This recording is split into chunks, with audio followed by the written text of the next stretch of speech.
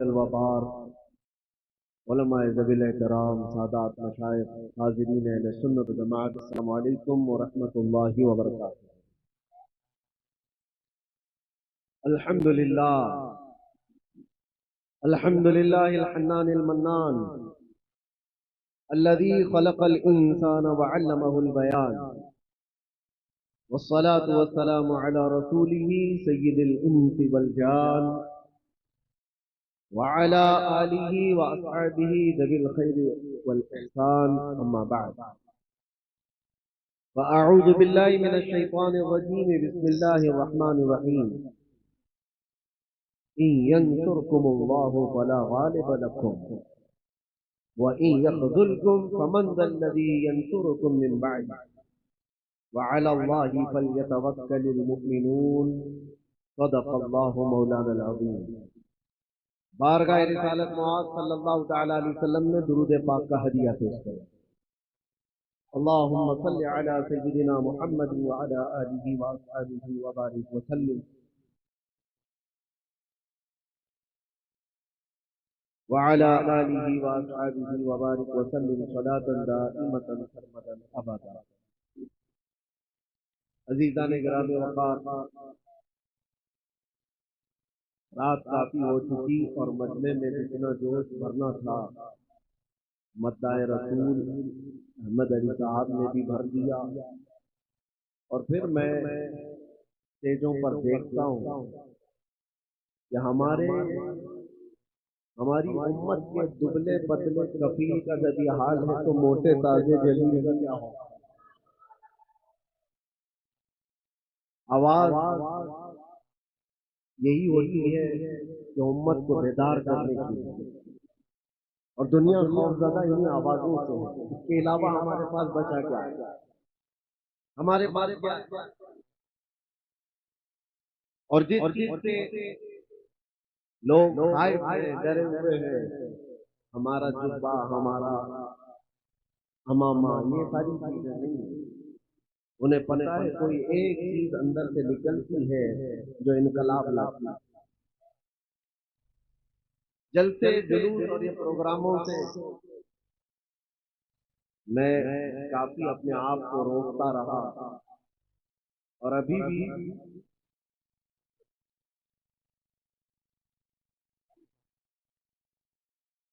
اس لیے کہ نظام پورا ہم نے جو دیکھا ہے، ہمارے درمیان بد نظمی زیادہ ہو جاتی ہے، اسٹیج پر بھی، جلسوں میں بھی بھیڑ بھاڑ، لوگ اس کو طعن و تشنیع بھی کرتے ہیں، سنیوں کے پاس ڈسپلن نہیں ہے، اور ہمیں لے کر کے بھی بہت سارے اعتراضات اٹھتے ہیں، جلسوں میں ایسے معاملات ہو جاتے ہیں۔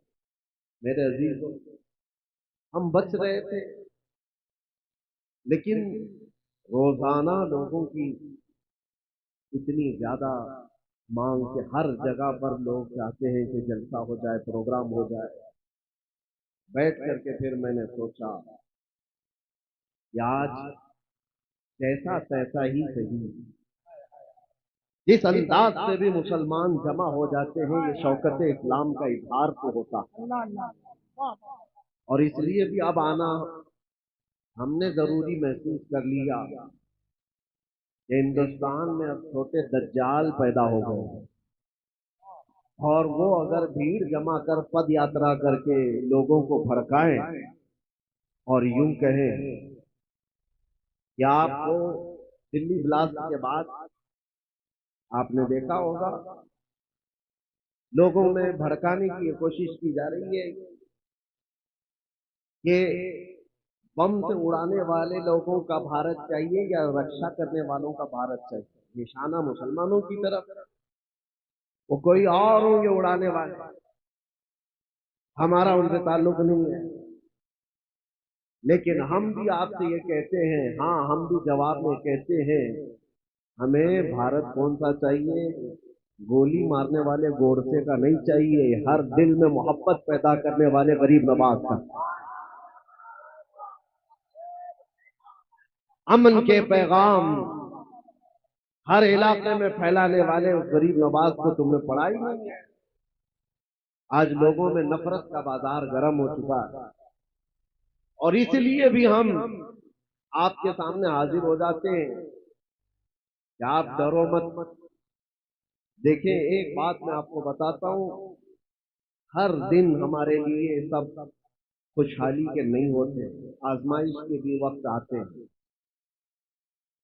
چاند کو بھی گہن لگتا ہے لیکن جب چھٹ جاتا ہے تو پھر آب و تاب کے ساتھ چمکتا بھی.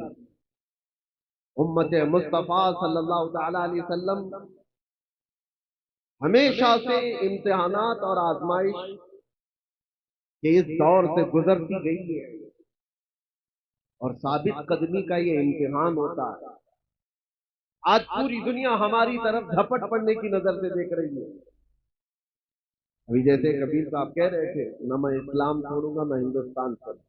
کسی کے باپ کا ہے ہندوستان، کوئی نکالے کوئی بٹھائے، لیکن لوگوں میں ایک ڈر پھیلانے کی کوشش کی جاتی ہے، بھے پھیلایا جائے، اور مسلمان ڈرا سہما جی حضوری کرنے پر آ جائے.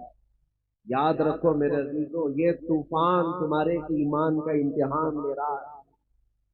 اس طوفان میں جتنے خس و خاشاک اور کچرے ہیں سب اڑ جائیں گے، اور جو محبت مصطفیٰ کے ساتھ ہیں وہ ان طوفانوں کا ڈٹ کر مقابلہ کریں گے اور کھڑے رہیں گے. اس سے بڑے بھی امتحانات آ جائیں وہ ڈٹے رہیں گے اور جمے رہیں گے. قرآن کہتا ہے ان الذین قالوا ربنا اللہ ثم استقاموا، بے شک وہ لوگ جنہوں نے کہا اللہ ہمارا رب ہے پھر اس پر جمے رہ گئے، پھر اس پر ڈٹے رہ گئے، ان کے ساتھ کیا ہوگا؟ تتنزل علیہم الملائکہ، اللہ فرماتا ہے ان پر اللہ فرشتوں کو اتارے گا. وہ یہ کہتے ہوئے آئیں گے فرشتے ڈرو مت، گھبراؤ مت، تھوڑے دنوں کی بات ہے، جس جنت کا اللہ نے تم سے وعدہ کیا ہے وہ جنت بھی تمہارے انتظار ہے. وہ دن آئے ہیں ہمارے. آج ہر جگہ پر کوئی چاقو چھری پر ڈرانے کی کوشش کر رہا ہے. ارے آج کل کے پیدا ہوئے کیڑے مکوڑے بھی آ گئے محمد عربی صلی اللہ علیہ وسلم کے شعروں کو منہ دکھانے کے. حالات ہمارے بدلے ہوئے ہیں. ہمیں افسوس اس بات کا ہے کہ ہم نے جو حالات آج محسوس کیے اس کی وجہ یہ طریقے مصطفیٰ کو چھوڑنا ہے وجہ بربادی. اسی سے قوم دنیا میں ہوئی ہے بے اقتدار اپنی. ان کے جو ہم غلام تھے خلق کے پیشوا رہے، ان کے پھرے جہاں پھرا پھرائی کمی وقار. یہ تو حالات ہمارے اس طرح کے ہو گئے کہ ہمارے بچے آوارہ ہو گئے، ہمارے جوان راستہ بھٹک چکے. اس کے لیے ایک مشہور محاورہ، بلکہ کسی نے یہ شعر کے انداز میں کہا تھا، دیوار کیا گری میرے خستہ مکان کی، دیوار کیا گری میرے خستہ مکان کی، لوگوں نے آنے جانے کا راستہ بنا لیا. ہوتا یہی ہے کہ گھر کی دیوار گر گئی تو لوگ ادھر سے ادھر جانے کا اس کو راستہ بنا لیا. تمہارے اخلاق تھوڑے نیچے کیا آ گئے، ہر کسی قوم نے تم کو اپنے نشانے پر رکھ لیا. ہر کوئی ٹرائل مسلمانوں پر کرنے لگ گیا.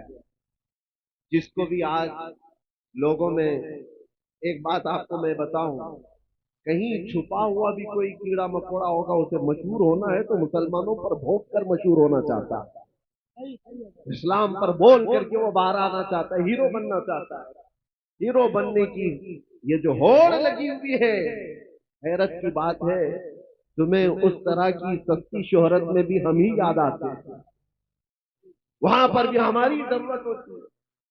لیکن میرے عزیزوں یہ حالات ہمیشہ نہیں رہتے، ہمیشہ نہیں رہتے.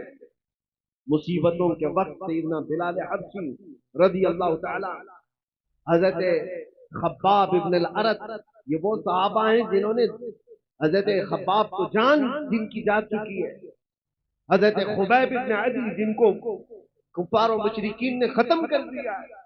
یہ سارے حالات دیکھ کر کے حضور پاک صلی اللہ علیہ وسلم کے پاس صحابہ آئے اور پوچھنے لگے یا رسول اللہ کیا ہمارا دین حق نہیں ہے؟ یہ سوال سنو توجہ سے. جب مصیبتیں زیادہ آئی تھی، ارے اس کا 5% بھی آج آپ نہیں دیکھ رہے، ہم نہیں دیکھ رہے ہیں جو صحابہ پر گزری. موب لنچنگ نہیں ہوتی تھی اس وقت، موب لنچنگ بھی ہوئی ہے. صرف مردوں کی نہیں، عورتوں کی بھی، بچوں کی بھی بے حساب اس وقت قتل بھی ہوئے۔ اور اسلام کی ابتدائی حالات میں ان لوگوں نے جو جو مصائب سہے ہیں، تکالیف اٹھائی ہیں، تو حضور سے آ کر کے انہوں نے پوچھا تھا کیا ہم حق دین پر نہیں ہے؟ ہمارا ایمان حق ہے یا نہیں؟ حضور پاک صلی اللہ تعالی علیہ وسلم نے فرمایا کیوں نہیں، بلا بالکل حق پر ہے۔ تو پھر اتنی مصیبتیں آتی کیوں ہیں؟ اتنی پریشانیاں آتی کیوں ہیں؟ آج ہو سکتا ہے آپ سب کے دلوں میں بھی یہ بات اٹھتی ہو کہ اگر ہم حق پر ہیں تو یہ حالات اس طرح بکھرے کیوں ہیں؟ تو ایک بات یاد رکھ لینا، حضور نے تو یہ جواب فرمایا کہ تم سے زیادہ مصیبتیں انبیاء کرام پر آتی ہیں۔ نبی تو گناہ کا سوچ بھی نہیں سکتے، ان پر اللہ تبارک و تعالیٰ نے آزمائشیں ڈالی ہیں۔ انبیاء کرام پر صحابہ سے بھی زیادہ مصیبتیں آئی۔ حضور نے فرمایا جس کا جیسا امتحان ہوگا ویسی مصیبتوں سے گزارا جائے۔ اور میں اپنی زبان میں آپ کو ایک بات کہتا ہوں، آپ اپنے آپ کو کیا کہتے ہیں؟ حضور پاک صلی اللہ تعالی علیہ وسلم کی بارگاہ میں جب نسبت کی بات آئے، مجھ سے گجرات میں کسی صاحب نے پوچھا، کہا تھا کہ آپ تو اسٹیج پر اس طرح کی باتیں کرتے ہیں اور یہ ساری چیزیں ہونے کے بعد پھر آپ بولیں گے؟ سنو، ہم کہتے ہیں حضور پاک صلی اللہ تعالی علیہ وسلم کی جب بات آتی ہے تو شعر میں استعارہ کے طور پر ہم کہتے ہیں تو شمع رسالت، یہ کہتے ہیں یا رسول اللہ تو شمع رسالت ہے، عالم تیرا پروانہ۔ ہم سب کیا ہیں؟ ہم سب کیا ہیں؟ پروانے، اور حضور کو شمع ہم کہتے ہیں۔ شمع اور پروانے کو کبھی دیکھا بھی ہے یا صرف اور صرف سنا ہے؟ تھوڑی دیر اگر آپ توجہ کریں تو ایک موسم بھی آتا ہے، ویسے بھی لائٹ جہاں پر بھی آپ جلائیں، دیکھو کیڑے مکوڑے جو آ جاتے ہیں ارد گرد گھومتے، چراغ روشن کرو وہاں پر بھی چھوٹے چھوٹے پتنگے آ جائیں گے، کیڑے آ جائیں گے، وہی پروانے ہیں۔ اور یہ شمع کے ارد گرد آتے کیوں ہیں؟ تھوڑی دیر اس کی روشنی لیتے، گھوم پھر کر کے وہاں پر مر جاتے، جان دے دیتے۔ اتنے کیڑے مر جاتے ہیں ایک شمع کے پاس، روشنی کے پاس۔ تو آپ کبھی ان پتنگوں کو پوچھو، اپنے بھائیوں کو بھی مرتے ہوئے دیکھ رہو، پھر جاتے کیوں ہو؟ چراغ روشن ہے، اس کے ارد گرد آتے کیوں ہو؟ پروانہ جواب دے گا میں پیدا ہی ہوا ہوں شمع پر جان دینے کے لیے۔ نعرہ تکبیر، دونوں ہاتھوں کو اٹھا کر نعرہ تکبیر، نعرہ رسالت۔ اسی لیے پروانہ یہ کہتا ہے تو نادان ہے، تو صرف شمع کے ارد گرد میرے بھائیوں کو مرتے ہوئے دیکھا تو مجھ سے پوچھ رہا ہے مری ہوئی لاشیں دیکھ کر کے پھر کیوں آتا ہے؟ جواب وہ دیتا ہے پروانہ میں پیدا ہی ہوا ہوں شمع کے اطراف گھوم کر اپنی جان دینے کے لیے۔ ان دنیا والوں کو بتاؤ اے سنی مسلمانوں، غیرت سنی آج بھی زندہ ہے، ان پہ مر مٹنے کا جذبہ کل بھی تھا اور آج بھی ہے۔ ہم پیدا ہوئے ہیں مصطفیٰ کریم صلی اللہ تعالی علیہ وسلم کی عزت پر مرنے کے لیے ہی، اسی لیے تو ہم اپنے بزرگوں سے جو منقول ہمیں عقیدے اور ادب آئے ہیں ہم گنگنا کر کے یوں کہتے ہیں بارگاہ مصطفیٰ میں ہماری اپنی زندگی ہوتی تو فکر کرتے، ہماری اپنی جان ہوتی تو ہم فکر کرتے۔ ارے آدمی اس چیز کی حفاظت کی فکر کرتا ہے جو اس کی خود کی ہو۔ کپڑا میرا ہے تو میں بچاؤں، سامان میرا ہے تو میں بچاؤں، جان میری ہے کہاں کہ میں حفاظت کی فکر کروں؟ ہم نے تو جان سپرد کی ہے مدینے کے آقا کے حوالے، اور اسی لیے بریلی کے امام نے ہمیں یہ سکھایا تھا کبھی یہ مت کہنا میری جان ہے میں فکر کروں گا میں حفاظت کروں گا، نہیں بلکہ یوں کہنا یا رسول اللہ ذہن میں صبح تمہارے لیے، بدن میں ہے جان تمہارے لیے، اور ہم آئے یہاں تمہارے لیے، اٹھے بھی وہاں۔ نعرہ تکبیر، نعرہ رسالت۔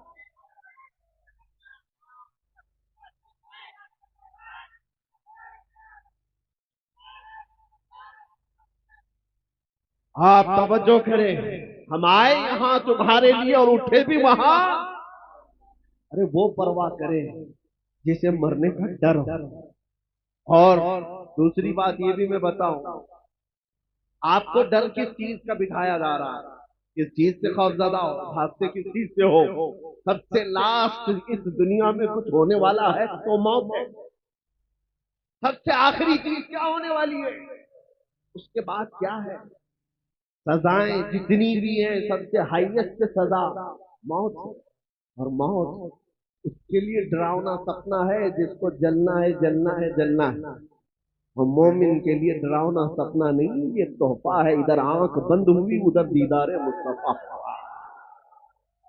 اس کے لیے ڈراؤنا سپنا نہیں ہے۔ اور سچا مومن تو انتظار میں گزارتا ہے، نہ جانے وہ شب کب آئے گی جب میں اس دنیا کو چھوڑ کر اپنے محبوب کے پاس آؤں۔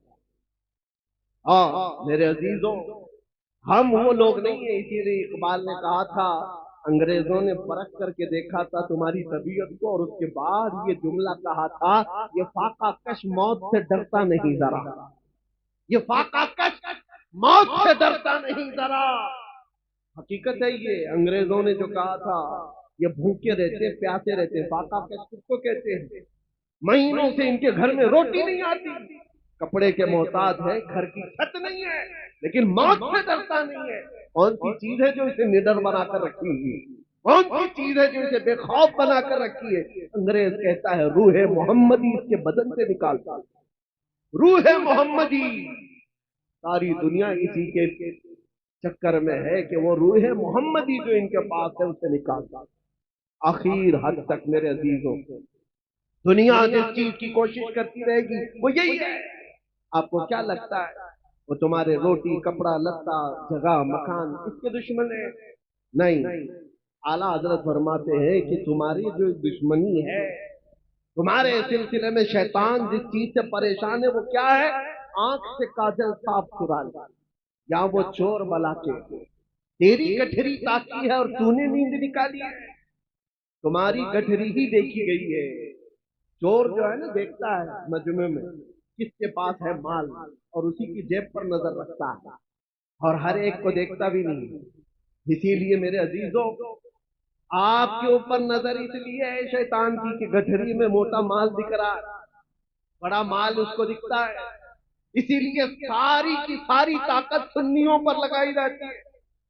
اور جہاں بھکاری لوگوں کچھ ہی نہ ہو ان کا کون دشمن ہے؟ ان کا کون دشمن ہے؟ ان کے پاس چور کو ملنا کیا ہے؟ اور اسی وجہ سے لوگ یہ کہتے ہیں کہ وہ لوگ تو اتنے نمازی ہیں، 40 دن چلے جاتے ہیں، پوری جماعت لے کر کے بھی کچھ نہیں ہوتا، کہیں کوئی پرابلم نہیں ہوتا، اور ہم جو ہے 4 لوگ بھی جائیں تو ہم کو پتہ نہیں کتنے پیارے کہتے ہیں اسے خراب کرنا پڑتا۔ ہمارے ساتھ بھی معاملہ تھا، اور ایک صاحب، ان کی بھی بات میں آپ کے سامنے رکھ رہا ہوں، میں نے کہا صاحب اتنی بڑی جماعتوں کو آپ کچھ نہیں کہتے، میں اکیلا آدمی، میرے آگے پیچھے کچھ بھی نہیں، اور سارے سنتری سارے پہرے دار میرے پیچھے لگا دیتے ہو۔ کہا وہ بے ضرر ہے، وہ بے ضرر ہے، جملہ تھا، وہ نقصان دہ نہیں ہے، نقصان دہ نہیں ہے، وہ کہیں پر بھی جا سکتے ہیں، حتیٰ کہ وہ اسرائیل میں بھی جا سکتے ہیں، کوئی مسئلہ نہیں۔ آپ سے پرابلم، کہا کیوں؟ آپ سے پرابلم یہ ہے کہ وہ بولتے کچھ نہیں اور بولتے آپ سب سے زیادہ۔ تو کہا مین مسئلہ بولنے کا، سمجھ میں یہی آیا بولنے کا۔ تب پھر ہم نے آپ کو ایک بات ان کو یہ کہا، آپ کی سیکیورٹی، آپ کی امن و شانتی سب مبارک ہو، اگر بولنے میں کمپرومائز کرنے ہی پر وہ ساری چھوٹ مل سکتی ہے تو 1000 بار مار دو، ہم کو ویسی چھوٹ کی ضرورت نہیں ہے۔ بزدل بن کر، بے غیرت بن کر جینے کا مطلب کیا ہے؟ تم آج روک سکتے ہو، انشاءاللہ کل رب تبارک و تعالی حالات صحیح فرما دے۔ آج تم پابندیاں لگا سکتے ہو، ہمارے اوپر کس چیز کے لیے پابندیاں؟ اس لیے کہ حق بات بولنا ہے، حضور پاک کی عزت کے بارے میں بولنا ہے، اور سب سے بڑی بات یہ ہے کہ لوگوں کو اٹھانا نہیں ہے، بیدار نہیں کرنا ہے، عشق رسول پر لوگوں کو اٹھانا نہیں ہے۔ یہ میں اندر کی باتیں بتا رہا ہوں۔ کچھ لوگوں نے مجھے آ کر یہ کہا بھی آپ کو جتنا دوسرے ٹاپک پہ بولنا ہے بولتے رہیے، کوئی مسئلہ نہیں ہے، لیکن بس یہ آپ جو ناموس رسالت اور عشق رسول کی بات جس میں نوجوانوں کو اٹھاتے ہیں یہ بند کر دیا۔ کہا یہی تو اصل ہے، اور جان نہیں رہی تو پھر جسم کا مطلب ہی کیا؟ نماز روزہ حج زکات یہ ساری چیزیں ہاتھ پیر آنکھ کان کا نام کام کر سکتی ہیں، لیکن کسی کے اندر روح ہی نہ ہو تو ہاتھ کا کیا کام، پیر کا کیا کام، یہ آنکھ اور ناک کا کیا کام؟ روح اگر ہے تو یہ ساری چیزیں کام کی ہیں، اور روح نہ ہو تو یہ سب سڑ گل جاتی ہے۔ اسی لیے عشق محمد ہی ہماری روح ہے، مصطفیٰ کریم کا نام ہماری جان ہے، اور اس کے بغیر ہمارا کچھ نہیں ہے۔ اسی لیے اعلیٰ حضرت نے کیا کہا تھا، وہ جو نہ تھے تو سنیوں کو پتا ہے، وہ جو نہ ہو تو۔ دوسرا جملہ آپ کی طرف سے ہی ہوتا ہے، ہم نے دیکھا ہے جاہل سے جاہل محلے میں بھی جا کر کے پوچھو، وہ دوسرا جملہ خود ہی کہیں گے، وہ جو نہ ہو تو۔ سب کو پتا ہے ہماری زندگی میں بھی وہ جو نہ ہو تو، ارے قبر میں بھی وہ جو نہ ہو تو، اور حشر میں بھی وہ جو نہ ہو تو، تمہاری نماز میں بھی، تمہاری اذان میں بھی وہ جو نہ ہو تو۔ یہ ایک بات یاد رکھو، آبرو ماں نام مصطفیٰ، ہم سب کی عزت و آبرو مصطفیٰ کے نام سے ہے، اور اگر وہ نہ ہو تو پھر کچھ بھی نہیں ہے، کچھ بھی نہیں ہے۔ اسی لیے اپنی ساری طاقت و قوت اسی بات پر لگاؤ کہ مجھ سے یہ دولت کوئی چھیننے نہ پائے، مجھ سے یہ چیز کوئی چھیننے نہ پائے۔ میں جو بات کہہ رہا تھا اس کو میں آگے بڑھاتا ہوں۔ حالات ہمیشہ ایک طرح کے نہیں رہتے۔ لوگ اگر یہ سمجھتے طاقت کے نشے میں کہ سب کچھ اب جیسا چاہے ویسا چلا لیں گے، تو بعض اوقات کتا بھی جو بیل گاڑی کے نیچے چلتا ہے وہ یہی سوچتا ہے پوری بیل گاڑی میں ہی چلا رہا ہوں، اس کو بھی ایسا لگتا ہے، اور لوگ ڈر جاتے ہیں اسٹیج والے بھی، میں جیسی کتا کہتا ہوں۔ آپ کو ڈرنے کی ضرورت نہیں، خوفزدہ ہونے کی ضرورت نہیں۔ میرے عزیزوں، ہم نے یہ اس کا اظہار بھی کر دیا، جن کو تکلیف تھی ہم نے اس کے جواب میں کہہ دیا آپ کو تکلیف ہوتی ہے کسی کو بھی کتا کہنے سے، لیکن مجھے نہیں ہوتی۔ آپ مجھے 1000 بار کتا کہو لیکن اس کا نہیں، دربار رسالت کا ہم خوش ہوں گے۔ ہماری پہچان ہی وہ ہے، سگے طیبہ سب کہہ کہہ کے پکارے بے دم، یہی رکھی ہو میری پہچان مدینے والی۔ ہمیں سب اس بات سے ڈر نہیں ہے۔ آج سے میں کہتا ہوں کہ یہ حالات ہمیشہ کے نہیں رہتے۔ صحابہ کرام رضوان اللہ تعالیٰ علیہ مجمعین نے بدر کے حالات دیکھے، احد کے حالات دیکھے، خیبر کے حالات، خندق کے حالات دیکھے، اور حدیبیہ میں صلح کے حالات بھی دیکھے۔ ایسا وقت بھی آیا تھا کہ مکہ کے کفار و مشرکین نے زور زبردستی کر ڈالا تھا، ساری اپنی پسند کی صلح نامے میں شرطیں لگا رکھی تھی کہ مدینے سے کوئی بھاگ کر کے آئے گا تو ہم واپس نہیں کریں گے، مکہ سے کوئی بھاگ کر جائے گا تو آپ کو واپس کرنا پڑے گا۔ سب صحابہ نے دیکھا تھا یہ دبی ہوئی صلح ہے، یہ جھک کر کے ماننے والی بات ہے۔ یہ وقت ہمیشہ نہیں رہتا۔ صحابہ نے اس وقت جانتے ہو بے چینی اور بے قراری میں کہاں تک پوچھا تھا؟ سیدنا عمر ابن خطاب، یا آج کے حالات پر میں بات کر رہا ہو سکتا ہے کوئی بھی اس میں اس طرح کے خیالات لے کر کے بیٹھا ہو کہ ہم حق پر ہیں تو ایسے حالات کیوں بنے ہوئے؟ حضرت عمر یہ چاہتے تھے کہ جنگ ہو جائے، ہم مکہ والوں سے جنگ کر کے عمرہ کر لیں گے، ہم 1400 کی تعداد میں۔ حضور منع کر رہے ہیں کہ نہیں، جنگ کی ضرورت نہیں، حاجت نہیں، میں جو دیکھ رہا ہوں وہ تم نہیں دیکھ رہے۔ حضرت عمر جا کر کے صحابہ کو پکڑ پکڑ کر کہہ رہے تھے کیا جنگ کی تیاری نہیں کر سکتے؟ یہاں تک کہ حضرت ابو بکر صدیق کے پاس آ کر کے انہوں نے کہا حضرت عمر نے کہ ابو بکر چلو رسول اللہ سے بات تو کرتے کہ جنگ کریں گے، ہمیں یہ صلح کرنے کی ضرورت کیا ہے؟ حضرت ابو بکر صدیق نے ان کو کندھا ہلا کر کے کیا کہا تھا جانتے؟ کہا الزم غرضک یا عمر، اے عمر اپنی غیرت میں رہ کر کے بات کرو، اس لیے کہ تم کس کے بارے میں کہہ رہے ہو؟ رسول اللہ، وہ جو دیکھتے ہیں وہ وحی خدا کے ذریعے سے دیکھتے ہیں، اللہ تبارک و تعالیٰ نے ان کو وہ علم دیا ہے۔ تو حضرت عمر خاموش ہو گئے۔ اس کے بعد ہوا کیا جانتے ہیں؟ سال نہیں گزرا تھا کہ 10,000 صحابہ کی تعداد کے ساتھ میرے آقا مکہ میں فاتح کی شان سے داخل ہوئے. مکہ میں جب تشریف لائے تھے قتل و غارت کرتے ہوئے نہیں آئے تھے.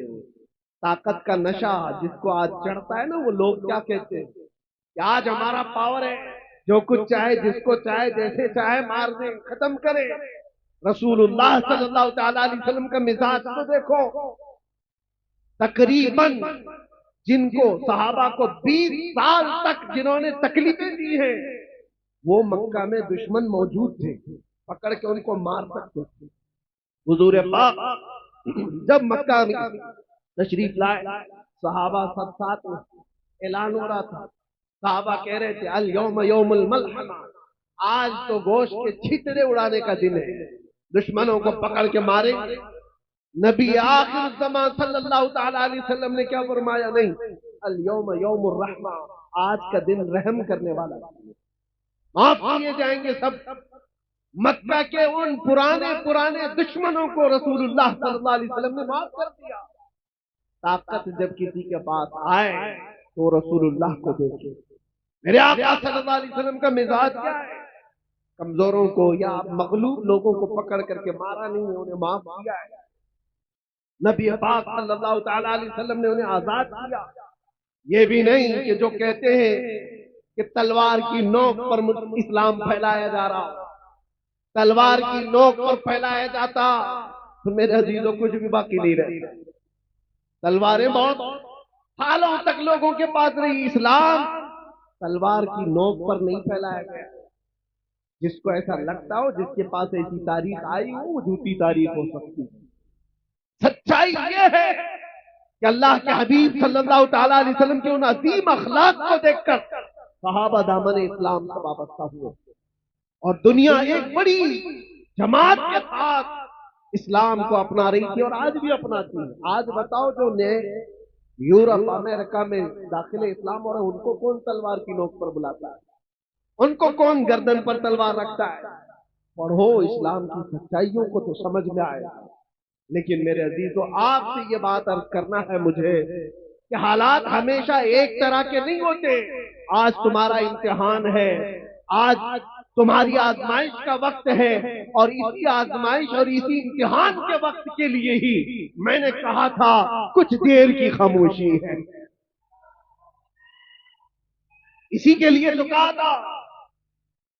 باقی کا جملہ آپ کریں، باقی سب کو پتا ہے. ہم تو اندر بھی گئے تھے، تب بھی ہمارا استقبال قیدیوں نے یہی بول کر کے کہا. ہمیں پتا بھی نہیں تھا. اندر بیرک میں بیٹھے سارے لوگ اندر سے پکار رہے تھے مولانا صاحب آ گئے، کچھ دیر کی خاموشی ہے. میرے عزیزوں، اس بات کو میں نے اس لیے کہا تھا کہ حالات اگر برے ہوں تو کچھ دیر کی بات. رات ہمیشہ نہیں رہتی، صبح ہو ہی جاتی. ایسا نہیں ہے کہ اندھیرا ہی اندھیرا رہے گا. صبح کو طلوع ہونا ہے اور سورج کو نکلنا ہے. آپ کا امتحان ہے اور آپ کی آزمائش ہے. آپ میں سے کتنے ایسے لوگ ہیں جو ناموس مصطفیٰ صلی اللہ تعالی علیہ وسلم کے لیے کھڑے رہتے ہیں، اور کتنے ایسے ہیں جو بک جاتے ہیں. یہ آج دیکھا جائے گا. ہم نے دیکھا ہے بہت سارے لوگوں کو، وہ آتے بھی ہیں جاتے بھی، ہمارے آس پاس بھی. یہ وہ ہواؤں والے لوگ ہیں جن کو احمد علی صاحب ابھی کہہ کر کے گئے. کچھ لوگ وہ ہیں جو جی حضور سے آگے نہیں رہے، ان کی قسمت میں ہوگا. لیکن آپ ایک بات یاد رکھو، آپ نے اپنی جان اور اپنا ایمان رسول اللہ کو سمجھا ہے، تو اس بارے میں کسی سے سمجھوتا کرنے کی ضرورت نہیں. اپنی آئیڈینٹی کے ساتھ رہو، انشاءاللہ سب خیر ہوگا. اللہ حاضر مطلق ہے، مالک الملک ذو الجلال والاکرام. بڑے سے بڑے آئے اس روئے زمین پر جنہوں نے خون کی ندیاں بہائی، بڑے سے بڑے ترم خاں آئے، لوگوں کی کھوپڑیوں سے مینار بنائے. لیکن کیا وہ ہمیشہ کے رہ گئے؟ ان کا بھی انجام خطرناک ہوا. فرعون بھی غرق ہوا ہے، نمرود بھی مر گیا ہے، کوئی باقی نہیں رہا. یونان و مصر و روما سب مٹ گئے جہاں سے، باقی مگر ہے اب تک نام و نشان ہمارا. توحید کی امانت سینوں میں ہے ہمارے، آسان نہیں مٹانا نام و نشاں ہمارا، اور کچھ بات تو ہے کہ مٹتی نہیں ہستی ہماری، کچھ بات تو ہے کہ مٹتی نہیں ہستی ہماری، صدیوں رہا ہے دشمن دور زماں ہمارا۔ اور آپ سب کو یہ بات میں کہہ کے جاتا ہوں کہ آپ تمامی حضرات کے پاس جو دولت ایمان ہے، عشق مصطفیٰ کی دولت ہے، یہ اتنی بڑی دولت ہے کہ اس کے بعد پھر آپ کو ڈر اور خوف کی ضرورت نہیں۔ اعلیٰ حضرت کہتے ہیں خوف نہ رکھ رضا ذرا، تو ہے عبد مصطفیٰ، تیرے لیے امان ہے، تیرے لیے امان ہے۔ اصل زندگی کون سی ہے آپ مجھے بتاؤ، اس دنیا کی یا آخرت؟ پورے مسلمانوں کا عقیدہ یہی ہے، آخرت کی زندگی وہی اصلی زندگی ہے، مرنے کے بعد کی زندگی وہی اصلی زندگی ہے، وہ نان اینڈنگ ہے، ختم ہونے والی نہیں ہے۔ اس زندگی کی تیاری کرنا چاہیے یا اس زندگی کی؟ مجھے بتاؤ، آخرت کی؟ تو آخرت کی زندگی اگر چاہتے ہو تو آؤ، آخرت کا میدان، وہ محشر کا میدان، وہ کسی کے باپ داداؤں کا نہیں ہے، یہاں کے بادشاہ ہوں، یہاں کے ترم خاں ہوں، سب کے سب جوتوں کی نوک پر آ جائیں گے جنہوں نے گھمنڈ کیا ہے، جنہوں نے تکبر کیا ہے۔ اللہ تعالیٰ قیامت کے دن پکار کر کے کہے گا این المتکبرون، کہاں ہے وہ گھمنڈ کرنے والے لوگ، کہاں ہے وہ ظلم کرنے والے لوگ؟ ان کو چونٹیوں کی طرح لایا جائے گا، ان کی کوئی وقات نہیں، اور جو ان کی حضوری میں ہے وہ بھی سن لے، ان کا دامن ان کی چپل اٹھا کر چلنے والے وہ بھی سن لے، تمہارا بھی حشر ان کے ساتھ ہی ہوگا۔ فرعونوں کے ساتھ چلتے تھے تو فرعونوں کے ساتھ جہنم میں جاؤ گے، اگر نمرودوں کی جی حضوری کرتے تھے تو وہاں پر بھی تمہارا شمار ان کی ہی جماعت میں ہوگا۔ لیکن جو بندہ یہاں مصطفیٰ کریم کی عزت پر پہرا دیتا تھا، مصیبتیں سہتا تھا، قیامت کے دن اسے پکارا جائے گا، کہاں ہے وہ محبوب کی امتی، کہاں ہے وہ جماعت جو دنیا کی ظلم و ستم سہ کر کے آئی ہے؟ اور اس دن ہم دیکھیں گے میرے عزیزوں، اس دن ہم دیکھیں گے عرش حق ہے، مسند رفعت رسول اللہ کی، دیکھنی ہے حشر میں عزت رسول اللہ کی، اور ہم رسول اللہ کے، جنت رسول اللہ۔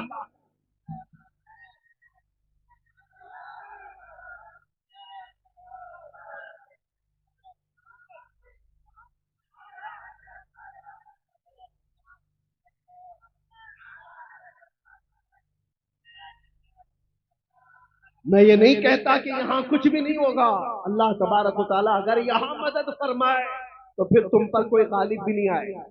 قرآن میں اللہ فرماتا ہے ان ینصرکم اللہ فلا غالب لکم، اگر اللہ تمہاری مدد کرے تو کوئی بھی تم پر غلبہ نہیں حاصل کر سکے گا۔ وَإِن يَخْذُلْكُمْ فَمَنْ ذَا الَّذِي يَنصُرُكُم مِّن بَعْدِهِ، اور اگر اللہ تبارک و تعالیٰ تمہیں چھوڑ دے تو پھر اس کے بعد کوئی اور مدد بھی نہیں کر سکے۔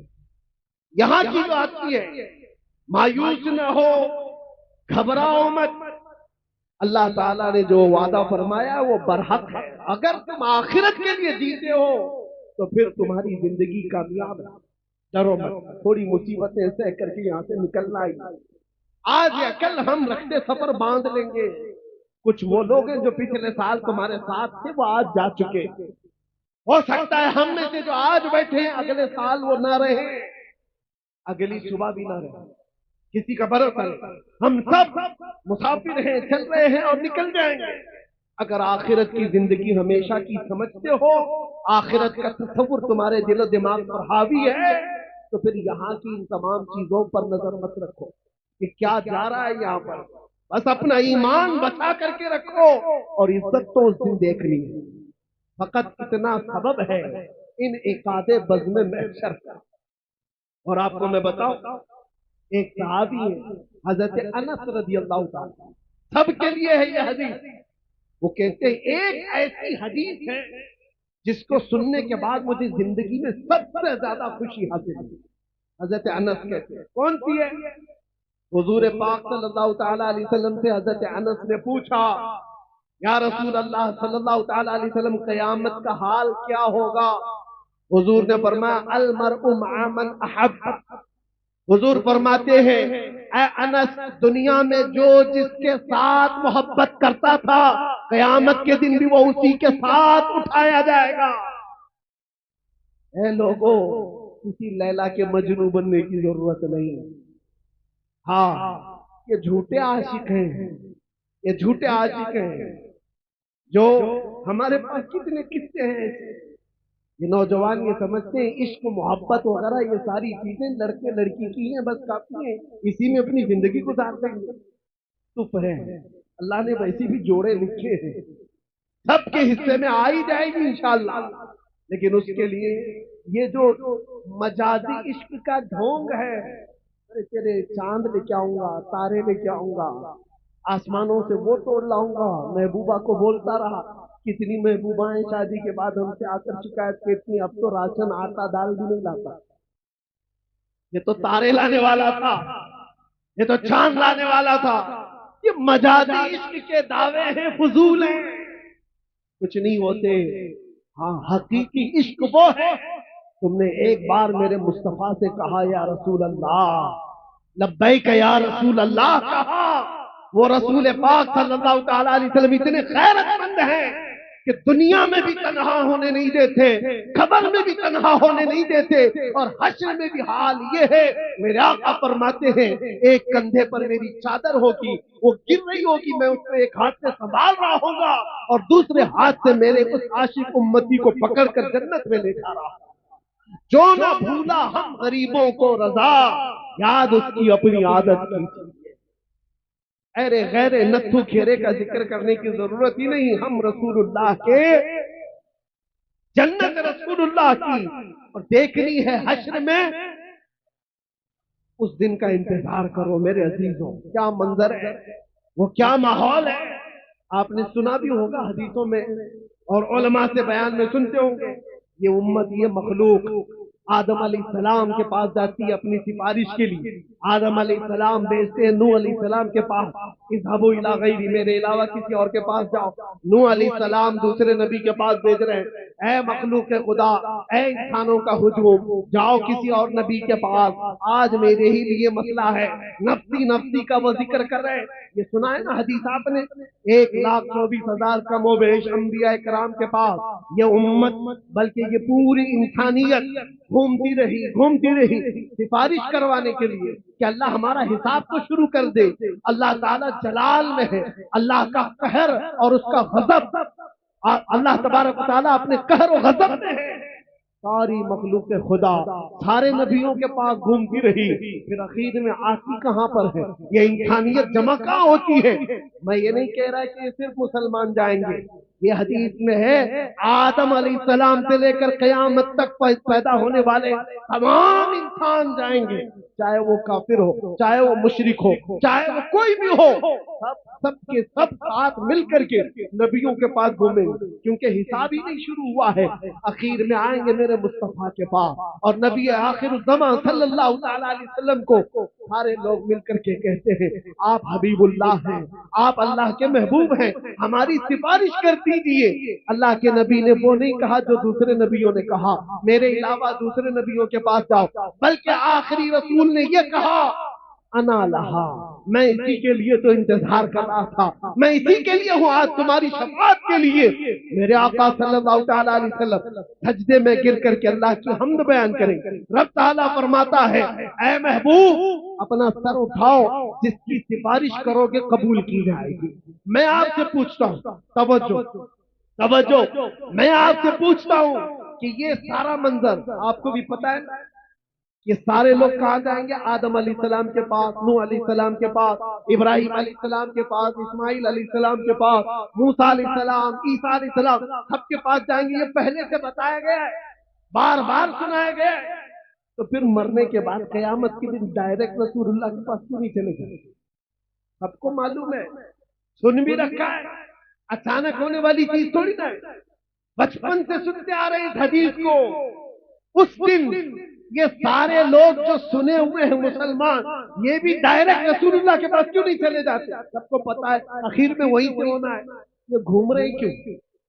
ادھر سے ادھر، ادھر سے ادھر، ادھر سے ادھر، ادھر سے ادھر. اس دن میرے عزیزوں میموری نکال لی جائے گی، دنیا کے تمام معاملات یاد نہیں رہیں گے، گھمایا جائے گا اور اخیر میں میرے مصطفیٰ کے پاس لایا جائے گا. کیوں؟ आला हजरत इस मंजर को बयान करते हैं। क्यों? इसलिए खलीलो नजी मसीहो सफी सभी से कहीं न बनी।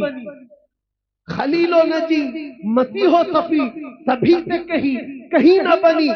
ये बेखबरी की खल्क फिरी कहां से कहां तुम्हारे लिए, फकत इतना सबब है इन इकादे बज़्म महशर का कि उनकी शान महबूबी दिखाई जाने वाली। क़यामत के दिन भी उनकी शान महबूबी दिखाई जाने वाली है। ऐ सुन्नी मुसलमानों, अपने नबी आखिर ज़मां सल्लल्लाहु तआला अलैहि वसल्लम की इज्जत पर मर मिटने वाले आप नबी पाक सल्लल्लाहु तआला अलैहि वसल्लम की इज्जत पर मर मिटने वाली कौम हो तो फिर इंतजार करो, आखिरत में वो इज्जत के लिए रखेगी।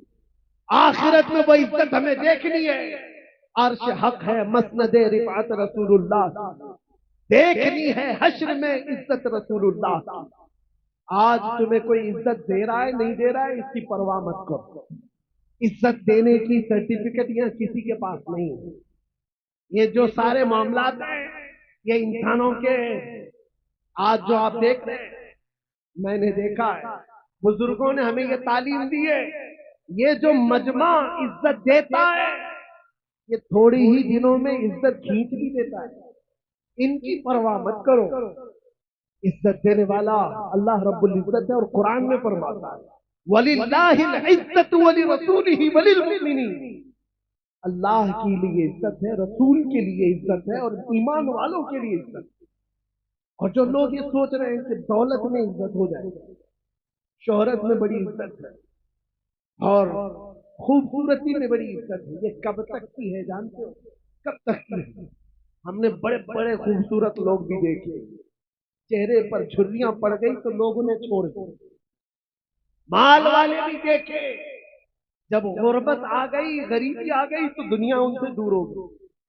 जो लोग आसपास घूमते फिरते थे सब कट गए।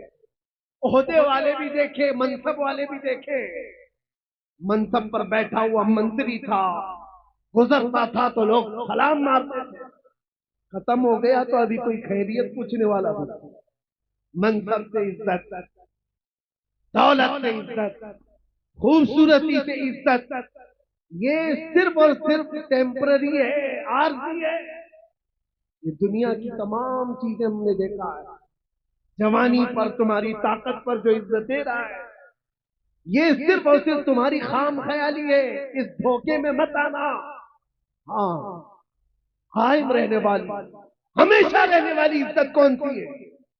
वो पाउडर लाली से हासिल की हुई नहीं, वो दुनिया के जूते सीधे करके हासिल की हुई नहीं, वो दूसरे मनसब हासिल की हुई नहीं। वो इज्जत हमेशा बाकी रहती है जो कदमे मुस्तफा से होकर आती है। मेरे मुस्तफा की गुलामी से होकर के जो आती है वो इज्जत हमेशा बाकी रहती है। यही तो वजह है कि हमने दुनिया में देखा, बूढ़ा हो जाता आदमी तो उसको साइड कर देते लोग कि चाचा अब तुम्हारा काम नहीं है, तुम बैठो, अब तो जवान लोग काम करते। बहुत बूढ़ा हो गया आदमी तो उसे तो फैसलों में नहीं ले रहे, मशवरे में नहीं ले रहे। अरे सनकी है, कुछ का कुछ कह जाएगा। दुनिया का बुढ़ापा उसे कमजोर कर देता है, लोगों से दूर कर देता है। मगर मैंने देखा मेरे मुस्तफा के गुलामों में जो जितना बूढ़ा होता है उतनी इज्जत बढ़ती चली जाती है, उतनी इज्जत बढ़ती चली जाती है। दीन में जिसको इज्जत, दीन में जिसको बुढ़ापा आया है उसकी इज्जत कभी नहीं जाती, उसकी इज्जत कभी नहीं जाती। इसीलिए हो सकता है यहाँ वो आंखें होंगी जिन्होंने बरेली के ताज शरिया को देखा होगा। एक झलक जिसने देखा होगा, आपको पता है 75 साल की उम्र, 75 साल की उम्र क्या होती है? एक बहुत बड़ा बुढ़ापा है, बहुत बड़ा बुढ़ापा है। लेकिन उस बुढ़ापे में जो जमाल चेहरे पर था वो लाखों जवानों के अंदर भी नजर नहीं आता था। वजह क्या है?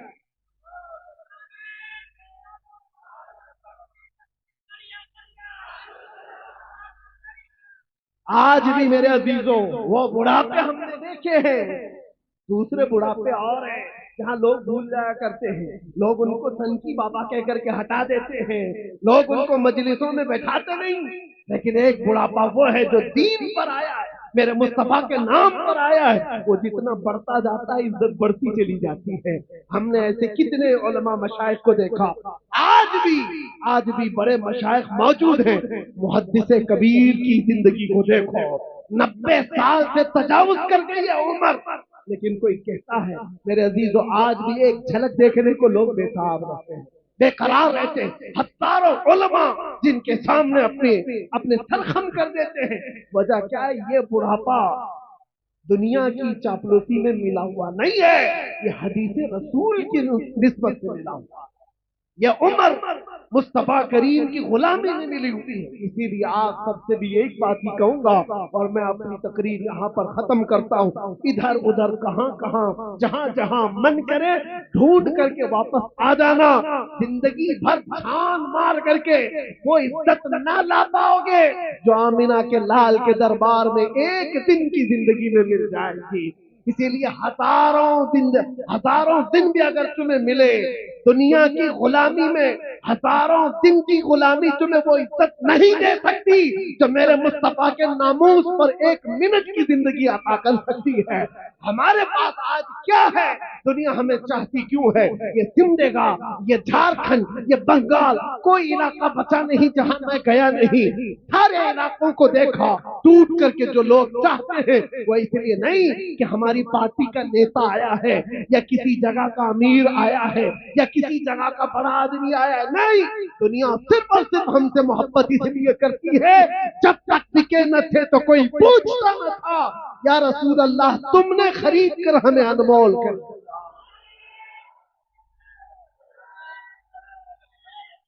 یا رسول اللہ تم نے خرید کر ہمیں انمول کر دیا۔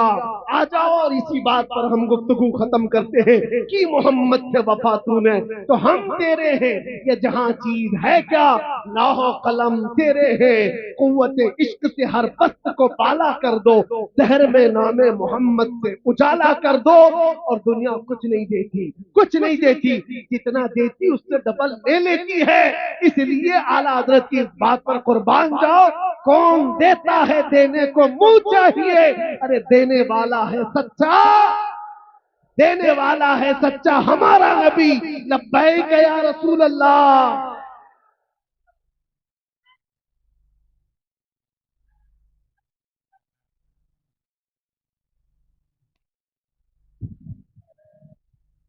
پہلا